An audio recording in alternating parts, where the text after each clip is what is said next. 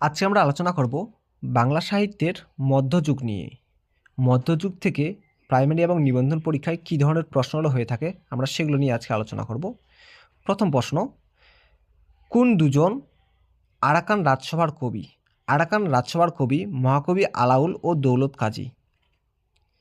মধুমালতী কাব্যগ্রন্থের কবি হলেন সৈয়দ হামজা। খনার বচনের মূল ভাব কী? শুদ্ধ জীবনযাপন রীতি। শ্রীকৃষ্ণ কীর্তনের রচয়িতা কে? বড়ু চণ্ডীদাস। বেহুলা লক্ষিন্দর কাহিনী পাওয়া যায় কোন কাব্যে? মনসা মঙ্গল কাব্যে। শ্রীকৃষ্ণ কীর্তন কোন যুগের বাংলা সাহিত্যের নিদর্শন? মধ্যযুগ। বৈষ্ণব পদাবলীর সঙ্গে কোন ভাষা সম্পর্কিত? ব্রজবলি ভাষা। মধ্যযুগের প্রথম কবিকে?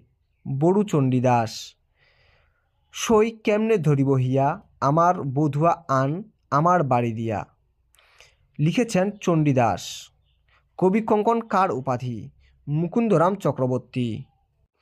বাংলা সাহিত্যের প্রথম নাগরিক কবিকে? ভারতচন্দ্র রায়। বাংলা সাহিত্যের মধ্যযুগের শ্রেষ্ঠ কবিকে? ভারতচন্দ্র।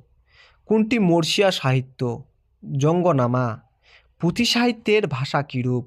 মিশ্র। ময়মনসিংহ গীতিকা কে সংগ্রহ করেন? দীনেশচন্দ্র সেন। বাংলা সাহিত্যের প্রাচীনতম শাখা কোনটি? কবিতা। ময়মনসিংহ গীতিকা প্রথম সংগ্রাহক কে? চন্দ্রকুমার দে। মুকুন্দরাম চক্রবর্তী রচিত কাব্যগ্রন্থের নাম কি? চণ্ডীমঙ্গল।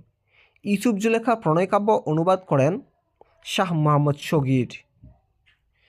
মেঘদূত কাব্যটি কার লেখা?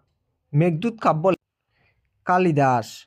মধ্যযুগের বাংলা সাহিত্যের শ্রেষ্ঠ নিদর্শন বৈষ্ণব পদাবলী।